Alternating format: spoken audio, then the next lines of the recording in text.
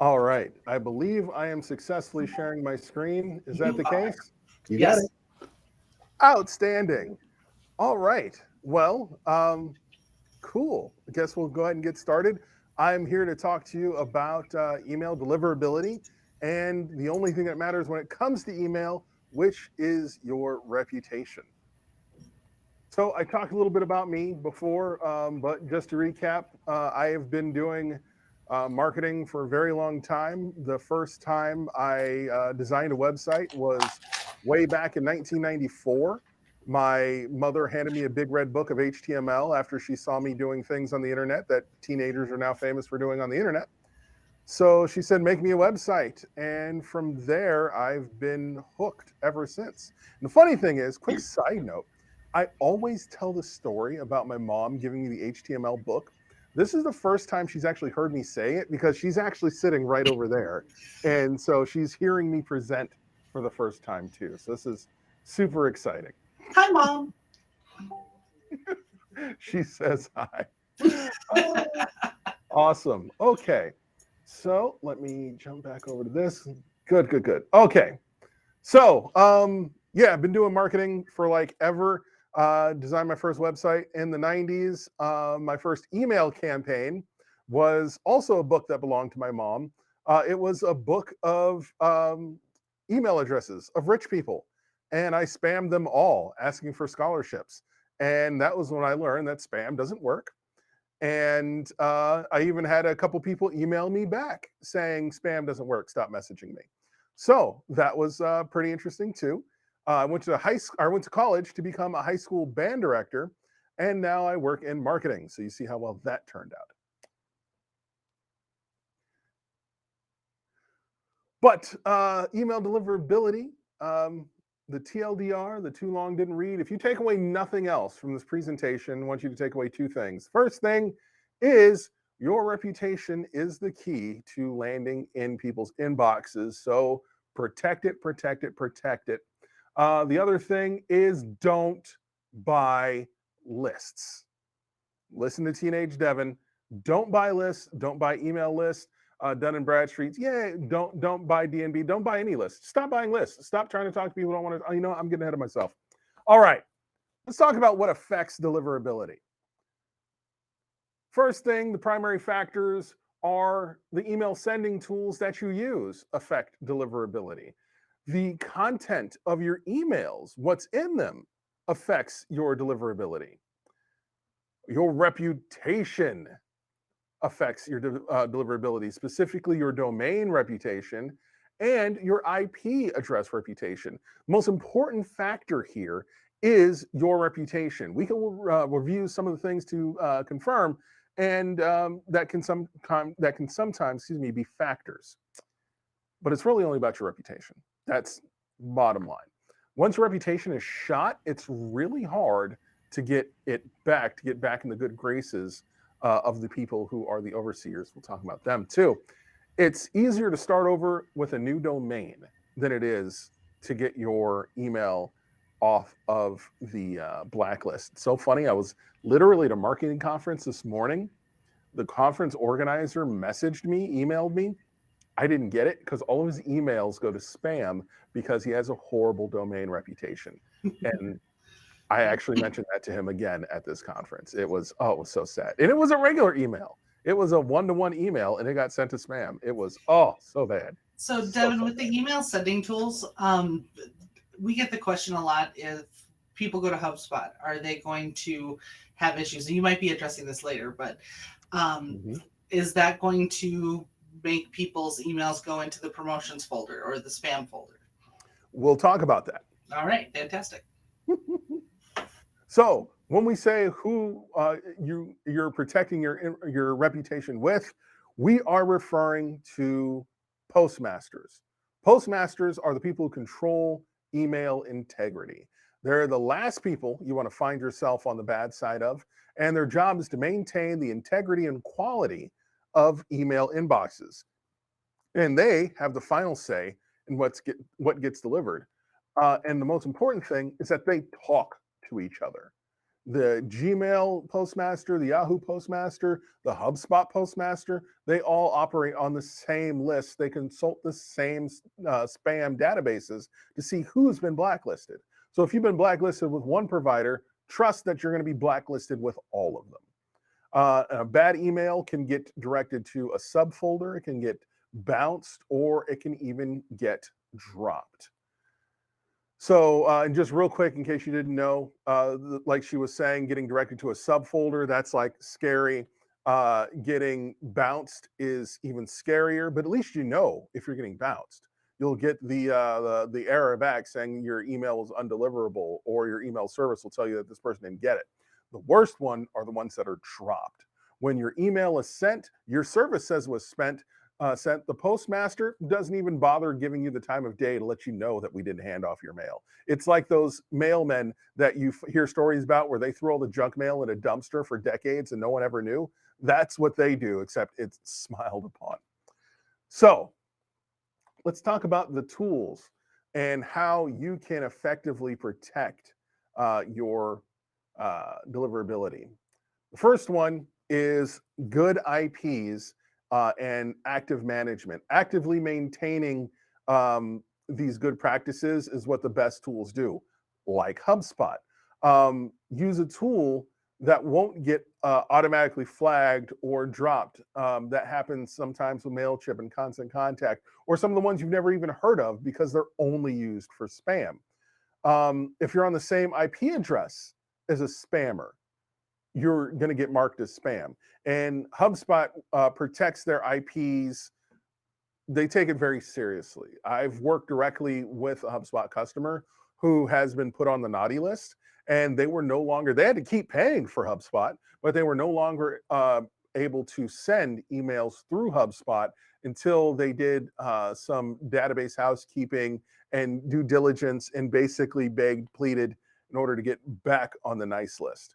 But HubSpot, if you have a high bounce rate, high marked as spam rate, if you're sending to a list that used to be a good list, but is no longer a good list because you didn't scrub it, and we'll talk about scrubbing lists later, then everyone who sends on that shared IP is going to suffer along with you. And that's why HubSpot and other good tools will shut that down immediately.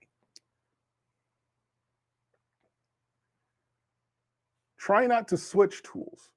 If your domain is coming off of a whole bunch of different IPs and take a lot of different routes to get there, postmasters are also going to notice, because that's not just what spammers do, that's what scammers do. And so not only are they trying to protect email integrity, they're trying to keep their users safe. And so if there is a domain that bounces around, chances are that's a sign of being disingenuous or even have bad actors. So it's something to keep in mind.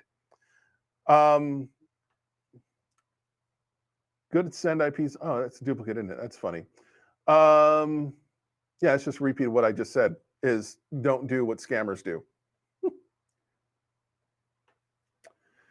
Send from a real person and not a generic address. A lot of us will use no reply or info at, contact at, sales at. Don't do that. Send it from a person, even if that is not the person's main address. Just to share my company, my home automation company, I have 2 email addresses. I have one that's Devyn at garrishome.com, and then I also have Bellamy at garrishome.com.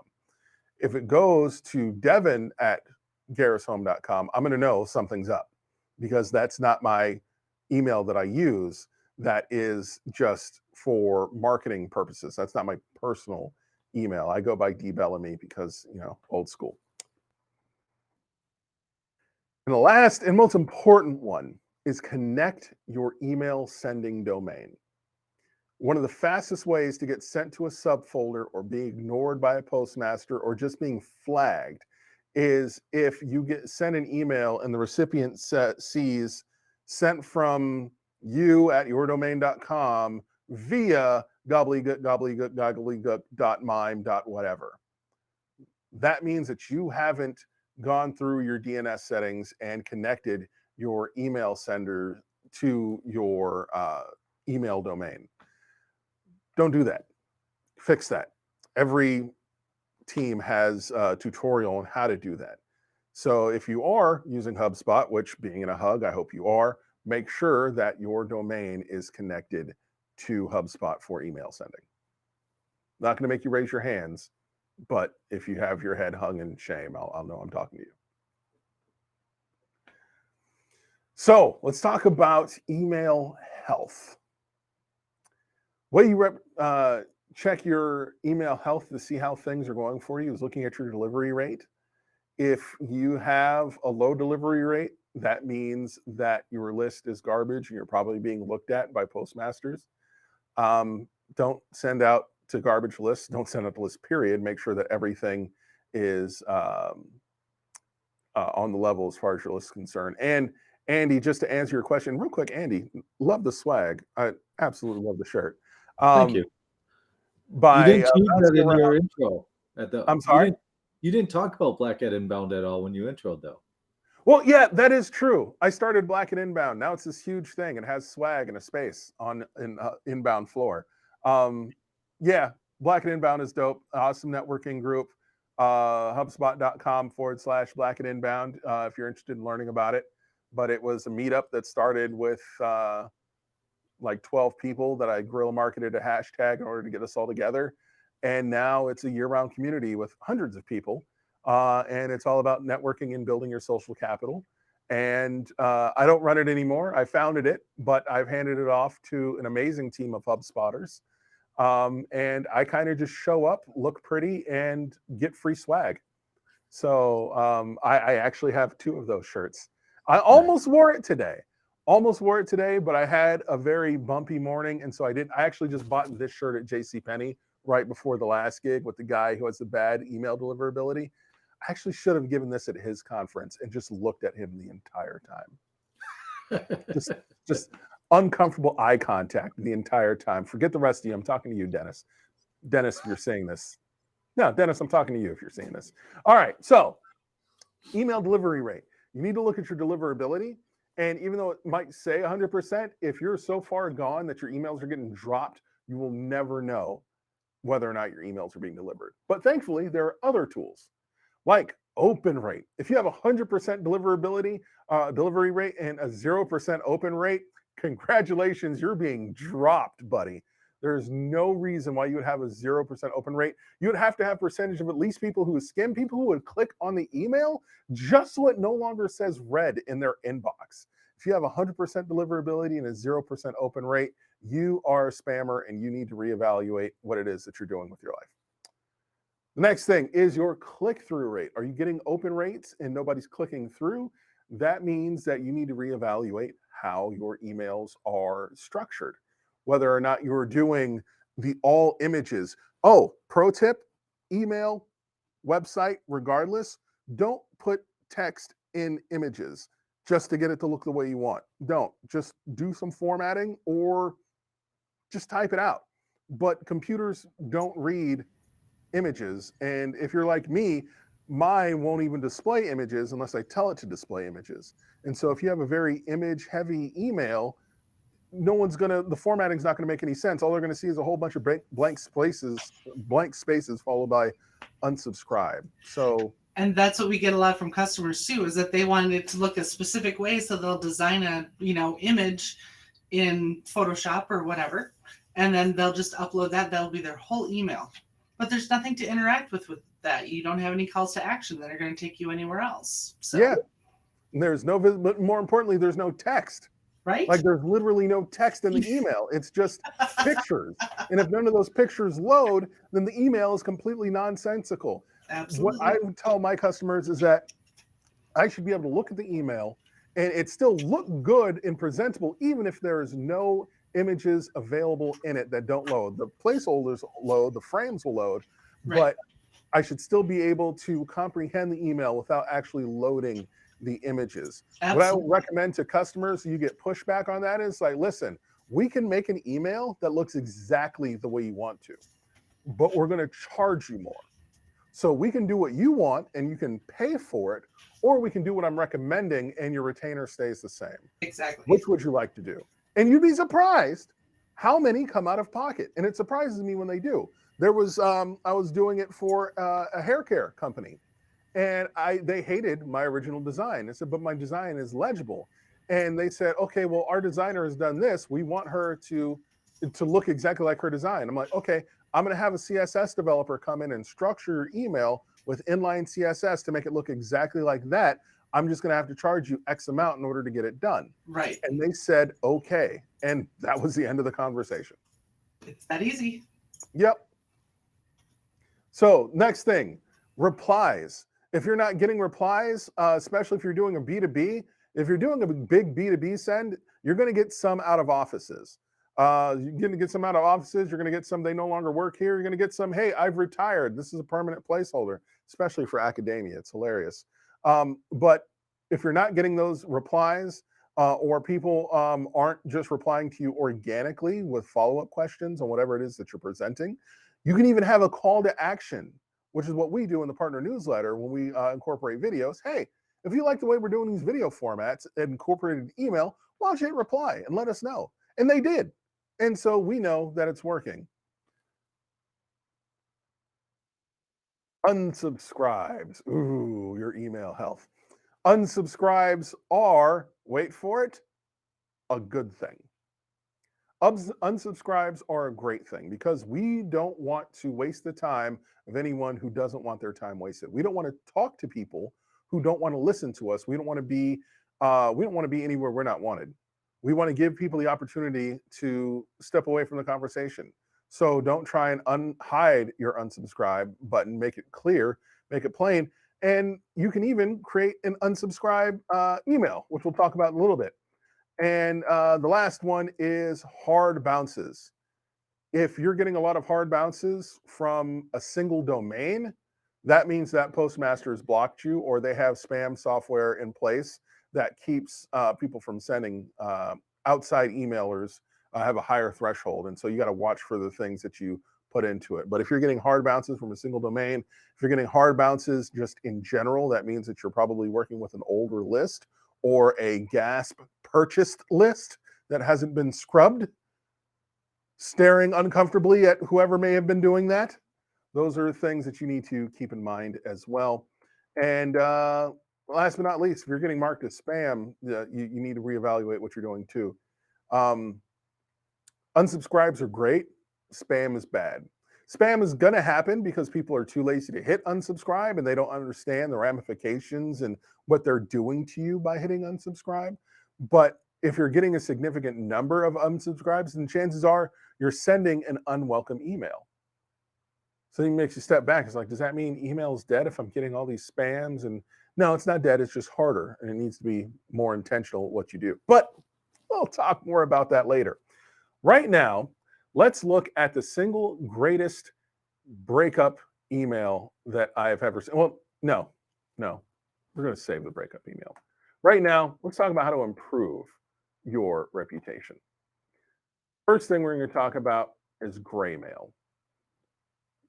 Give me a thumbs up in chat or a thumbs up on camera if you know what gray mail is.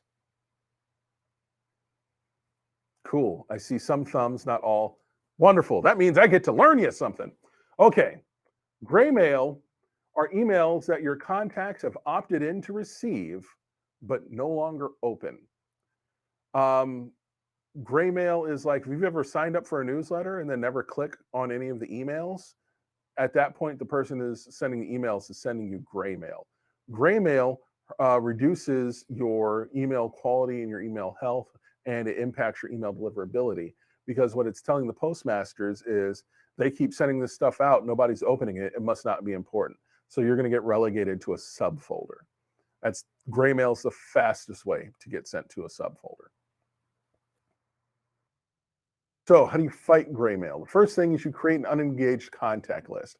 If you're using HubSpot, which I assume you are, you're able to see who is and isn't opening your emails, and you can create one. But cool thing about HubSpot is that it'll automatically create one for you over time and give you the option to opt out unengaged contacts. So you don't have to send them gray mail, and you can only send them emails that are transactional, that have to do with your product, or if it's a service update or something. So basically, you only send them emails when they need to see it, Aside from that, you're only talking to people who are interested. And keep in mind, I'm saying need to see it, not you want them to see it because you've done this new cool thing. No, they need to see it because there's a service update and you're legally required to inform your customers of something. Outside of that, if they don't want to talk to you, stop trying to get in their face. The next thing is to send a breakup email to that unengaged list. So, hey, notice you haven't talked to us in a while. Can you still interested? If so, yeah, cool. If not, feel free to click the unsubscribe. Invite them to unsubscribe. Have them fix your data and clean your data for free. So you don't have to dive through it and see who's unengaged and remove them. They'll do it for you. And then purge the list of people who unsubscribe and move them to a critical message only, move them to your transaction list, those kinds of things. Now, we'll talk about the single greatest breakup email of all time. This is from The Hustle. And The Hustle is a newsletter that HubSpot puts out about industry news in general. It's really fun. But let me read this to you if you can't see it. It says, well, no, the subject line says, save our intern, ? And that immediately piqued my interest. All right, let me see what they're talking about, save their intern. It says, well, look who finally opened my email. It's nice to see you. Finally. You see, you signed up for The Hustle, the best damn daily business newsletter on the planet. And when you did that, our intern Kyle got very, very excited. But then this happened. Our records show that you haven't been opening our emails. If you don't like us anymore, that's fine. You can unsubscribe. But I had to give you a shout for Kyle's sake. See, last week when I explained that there were a few people who haven't been opening emails, he told me the following. And then it just goes into a conversation with Kyle. And Kyle's like, I can't take it. Do they not love me? And it just goes. And it was the most entertaining breakup email. And I read it from front to back and I was dying laughing. Not only did I stay engaged, I started actually reading The Hustle. And so now reading The Hustle is a part of my daily agenda because of this breakup email. I never would have known it was such a good newsletter until they sent this breakup email. But the thing is, there is a call to action at the bottom of the email, and the call to action was unsubscribe. If I wasn't moved, if I had a heart of stone and no sense of humor, I could have easily clicked that button. But they did an amazing job of handling their unengaged contacts and not sending out gray mail. This is definitely a lesson that can be learned from all of us on how we can handle our list segmentation. Speaking of segmentation, segment your emails. Don't send everyone the same thing at the same time. I could just stop it right there, but there's more bullet points. Experiment with timing and frequency. Use automation to send email content that people are interested in. If you deal with a number of different verticals, or if you are in a number of markets, you don't need to be sending everyone the same content. Case in point, I used to work for a shower manufacturer. And as a result, I know entirely too much about showers and their components. But one of the things I learned was that different industries call different shower components different things.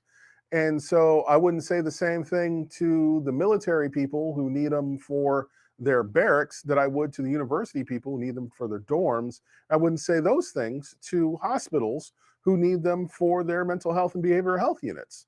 And they all have different needs as well as different terminology and different requirements. And so if I send email that's relevant to those verticals, if I segment or even get crazier and hyper segment, it's a lot of work, but that's what smart content's for. You can make emails that resonate with each of your target demos without trying to be something for everyone.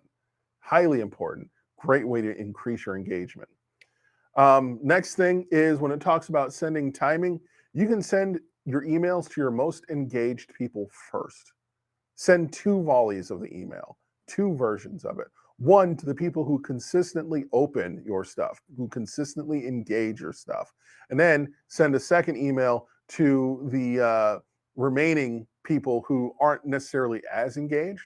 The reason why you want to do that is because that high deliverability, that high open rate, that high click-through rate, not only is it an excellent vanity metric to show to the higher ups, but it's also a great way to show postmasters that what you're sending is valid and valuable. And that's how you stay out of the subfolders. Emails that are opened and engaged with that aren't viewed as social or just transactional, like an update, those end up in inboxes and not automatically relegated to Gmail subfolders. So, things to keep in mind. Last thing, give people what they want. Make your unsubscribe link clear. Don't try and hide it. Don't try and get around it.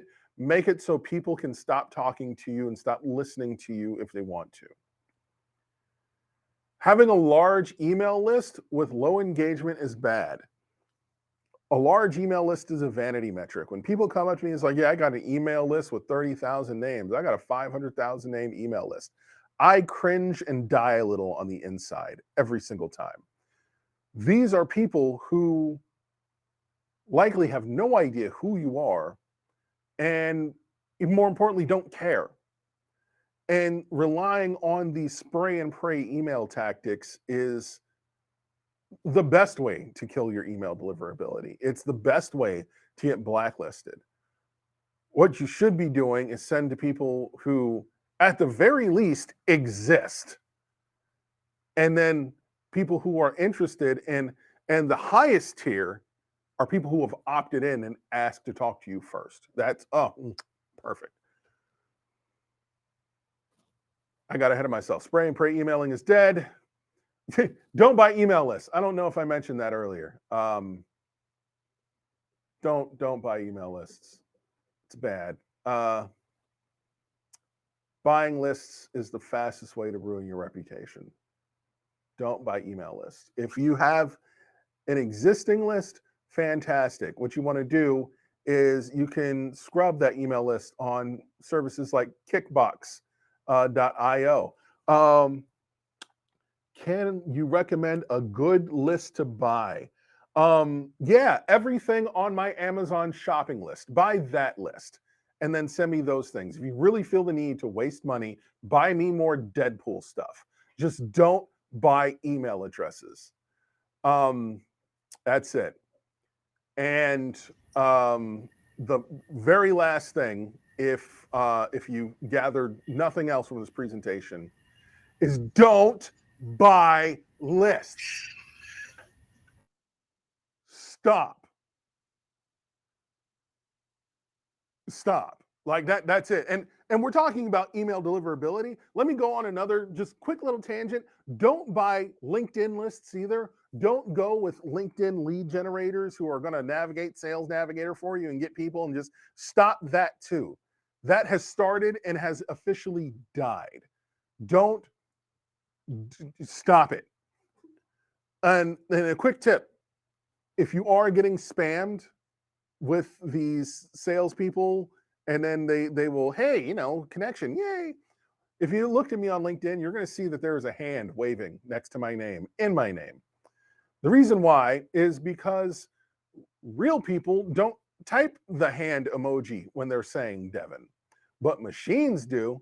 So I know that if it shows up with the hand emoji in front of my name, or even better, a box with a question mark in it because the machine doesn't know how to use emojis, that's how I know it's spam, and I'm going to ignore you in my LinkedIn email box as well, or my InMail box. But just stop. Stop trying to talk to people who don't want anything to do with you.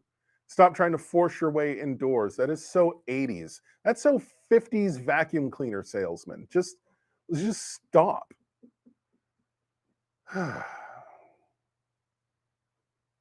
Yeah. All right.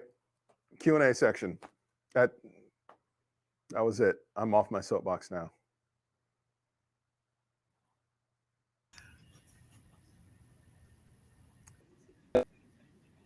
tool that you mentioned? Kickbox.io. I did use that for a client and it worked fabulously. It told me what was suspicious, what was good, what, was a bad email address. It was great. Absolutely. Highly recommend that if you have an old list that you want to try and breathe new life in, existing customers, old leads, people who haven't necessarily opted out, but it's been a while since you've been in contact with them. Instead of jumping back in 10 toes into your list, scrub it first and see how good it still is. I think it'd be interesting to ask the audience if they've seen open rates or click rates or anything go down in the last year, especially with the Apple privacy changing and things like that. Because Apple's throwing a monkey wrench into everything everybody's trying to do. Oh, yeah. I don't love Apple products. My mom has an iPhone and I've written her out of my will. But the thing is, it's like, as much as I hate Apple products, I do appreciate them giving the middle finger to everyone in the name of privacy. Like that, I can totally dig. Does it make my job harder as a marketer? Absolutely. Yes. But at the end of the day, it's forcing me to be more intentional and more creative with my outreach and to be more authentic and to be more helpful. And so every interaction that I have, especially by email, I need to make sure that it is the cleanest, best thing, like it's the only chance I'm ever going to get to talk to them, and I'm asking them to homecoming. And I don't know when homecoming proposals became a thing, by the way, just small tangent. That is so freaking weird to me. And then like having all your friends, HOCO 2020 question mark? Like, no, so weird. But going back to the being intentional with your emails, send fewer, send better, and augment with other channels. Don't rely on email to be it. Email was once upon a time the only method. And then it went from being the only method to being the best method. Now, as far as I'm concerned, email is secondary to other channels, with your single best channel being the one-to-one human relationship. Being able to meet people through networking, referrals. That's one of the things I really enjoy about LinkedIn, is because that's still a thing that's possible to do. It's one of the reasons why I founded Black at Inbound, is because we as Black people don't have as strong social capital, because a lot of us are first gen tech, first gen in corporate America, period. And so we don't have the shield to lean on. If we haven't done, fraternities, sororities, we don't have much in the way of networking. So utilize that relationship and the relational networking. We have a couple of questions from people. I see. I'm looking over that now. Let me move this slide out the way. Okay. So what are some third-party tools for IP and domain reputation, as well as some of the more technical parts of inboxing? Is Postmaster tools all you need? HubSpot does an amazing job of monitoring your email health through your deliverability. And if you're starting to fail, it's going to tell you. Are there other tools? I'm sure they are. I don't use them because I have HubSpot and I work at HubSpot. Oh, and if you work at HubSpot, they give you HubSpot free for life, which is great. I have my own personal HubSpot enterprise portal. Dude. But there are tools out there. But the thing is that the best tool is looking at your analytics and seeing what's happening. And if you're already circling the drain as far as your domain reputation, email deliverability, you're better off just changing your domain and creating a whole separate marketing domain. Dennis used to have his own company's email. That was the first one he tanked. This one, he switched over to, his primary email address is his event email address. Those ones don't make it to my inbox anymore. They're not getting dropped, but they don't make it directly to my inbox. They get relegated to a subfolder, even a one-on-one. So, for example, if we were to use a send from name, but the email address was events or info ad or something like that. Not going to help. Nope. You want to send from emily@company.com. Got Like it. and on top of that, the email needs to go to an actual inbox. Now, that inbox doesn't necessarily have to be monitored by a single person. That email address can be tied into conversations. So it sounds like it's going to a real person, but it's actually going to a group of people who get notified and can assign the emails to internal team members as necessary. And so internally, it can be what seems like a seamless handoff from the external viewpoint. Ooh, Deanna had a good question. So no forwarding, only emails? Not internally, no. You can do reply to. That's not frowned upon. But for me, I usually like to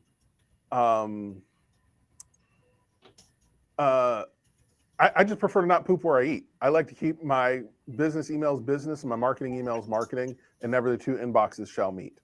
And so I will create a pseudonym that sounds like a real person that goes to universally viewed inbox, unless you're an enterprise organization and you need programmatic email addresses like accreditations@hubspot.com for the partner accreditations. But even then, we don't send from the accreditations. We send from a specific username. Okay.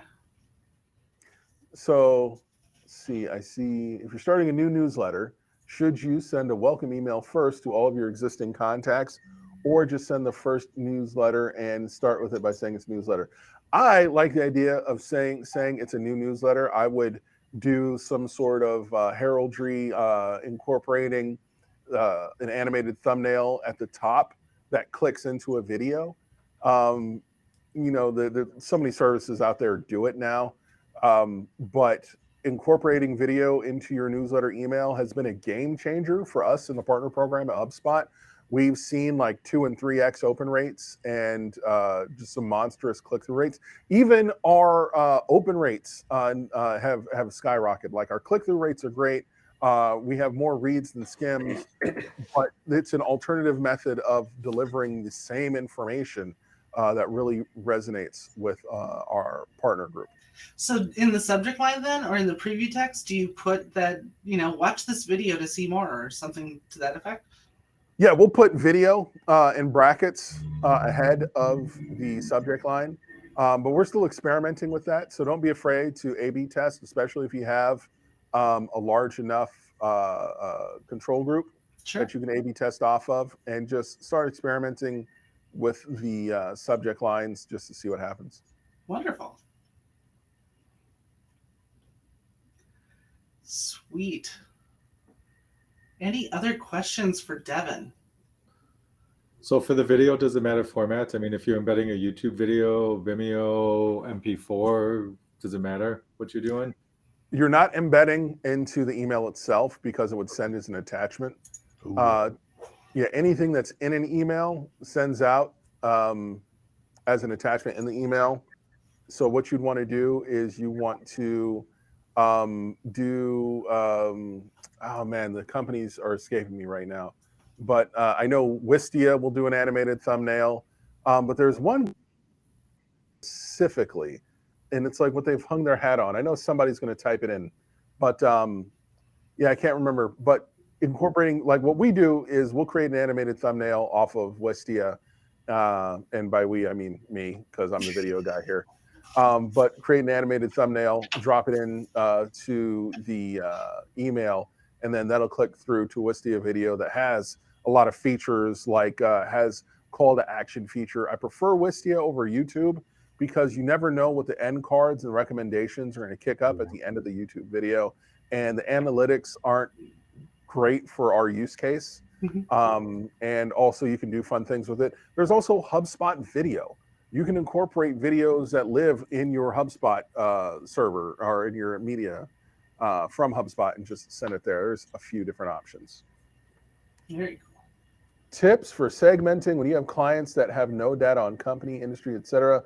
Just a big old list with every customer on it. Unless that's make them get that data. Make them get that data. That's what you need to do in your contact us email. You need to, or not your contact us email, your contact us form. Ideally, you want to be segmenting. Whenever you have people that are manually entering leads, make them get in as much information as possible. And if there's information that you know can be easily gotten with Google, then make those fields mandatory before they can add them. And if you want to get crazy, don't allow them to manually add directly in the CRM. Create a form with mandatory fields and make them go through that form if they want to add any leads. And that way you can absolutely control what they do and don't do and increase adoption rates without them having to learn a new platform. Mm-hmm. That's a tactic that worked really well for me in enterprise situations. Fantastic. We've got a lot of folks on the attendee list, and everybody can talk straight up if they want. So just invite to everyone, go ahead and unmute and ask questions live if you'd like.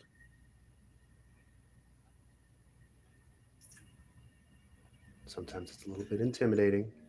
Devyn, are you going to make your deck available? Yeah, sure, why not?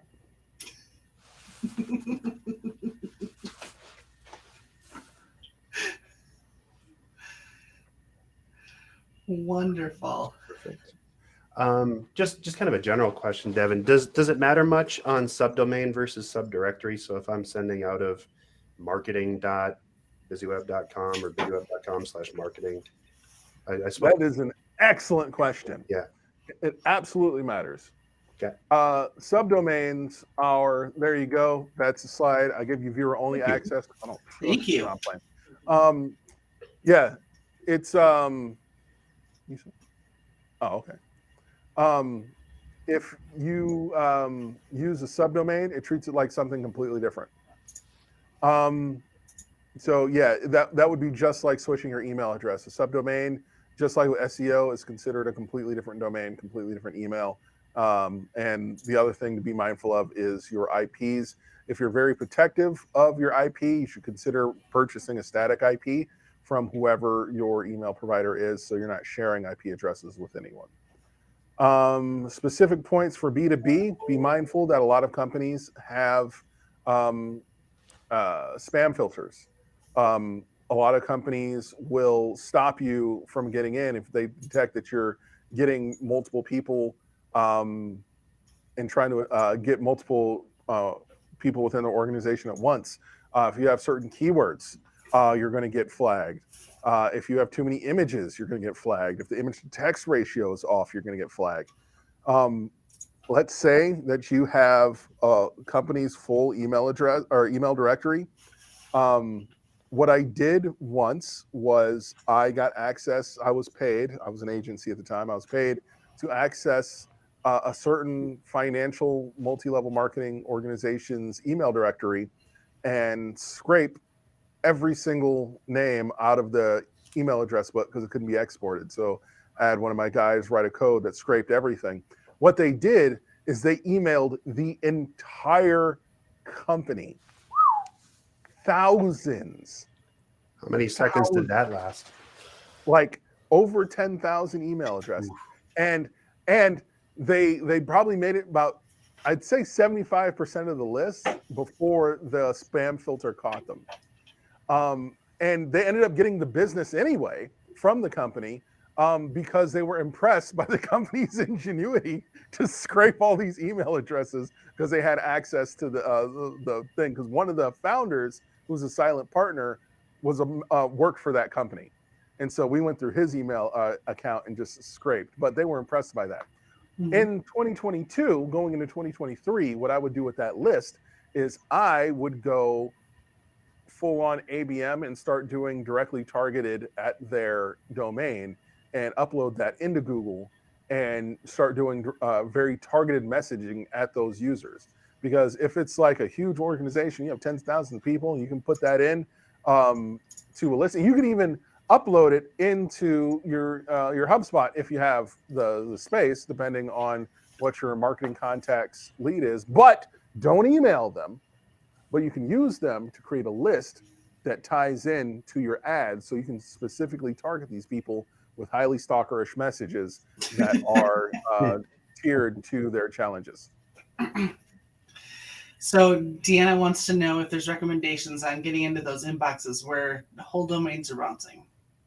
Don't get into the inboxes. Find other ways into the house. Choose a window like social media, retargeting. Find a way to talk to these people in other marketing channels. How do you manage ABM if corporations will block you? There's more than one way to skin a cat. Like I was saying, you can do targeted email. You can do peripherals. You can find somebody on LinkedIn and just work your way up the ladder. And if you're going to do LinkedIn, don't make assumptions at all. Come in and say, hey, who in your organization would I talk to about? Even if you're sure this is the person that you want to talk to about, you'd be surprised. Don't make assumptions. Have conversations. Get to know people. The best way to get into any door is to be invited in. And the only way you get invited in the door is if you're a friend of the family. So go meet people. Any difference on email health between direct sends versus automated emails? Yes, because they're coming from two different places. Direct sends are probably coming from your email address and your sender's IP. So there's for your ISP or whoever it goes through, versus your automated emails are coming through a shared IP with your with your email marketing provider.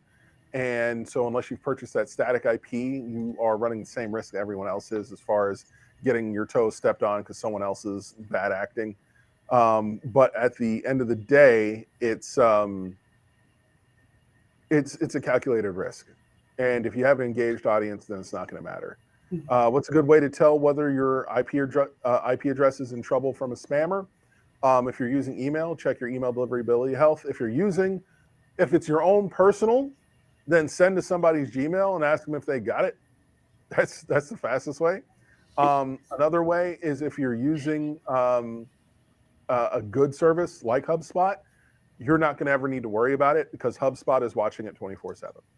We protect our IP address and our IP sends the way Fort Knox used to protect gold. Awesome. Fantastic. Well, Devyn, it looks like there's no more questions. Last call for questions. We're all questioned out. I refuse. There's got to be one more. One. I believe there is one. If there is just one who will come today and ask a question, I believe we can answer this for you. Is there but one? Ooh. Two. Okay, we got two questions. First, Three. is what's your thought on buying email lists? You're getting coal in your stocking. Coal is coming.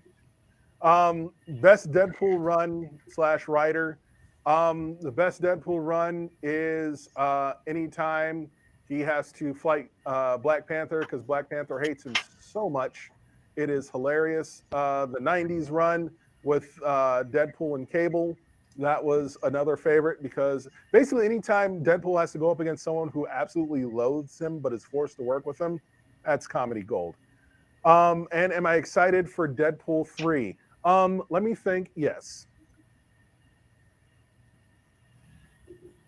Wonderful. Well, Devyn, thank you so much for coming and presenting with us. Amazing. Absolutely. Thank you so much. And before we go, I should have been ready for this beforehand, but what's our next event with John Zenny? John Pizzeni is going to come and talk about chatbots in January. So we're going to learn who and how and why we should do that. So we'll get that up on the calendar, start sending out some emails. Hopefully they'll be delivered. And Spoiler alert, you should do it. It's live. It's live. It's on January 12th. We've got 3 attendees already set up. So get started with chatbots, how to drive leads and improve customer experience with John Zenny. Sweet. Wonderful. Thank you so much, Devyn. Devyn, this is awesome. Thank you. My pleasure. It's been fun hanging out with you guys. Feel free to get in my email, dbellamy@hubspot.com. If you have any questions, reach out to me on LinkedIn. Best way to reach me. And listen to us on our podcast, The Hub Heroes. Go to thehubheroes.com It's me, it's Max Cohen, it's George B. Thomas. We're out here talking about all things email, inbound, everything is dope. Beautiful. Fantastic. All right. Thank you. Cool. Everybody. Talk to you guys later. Bye. Yeah.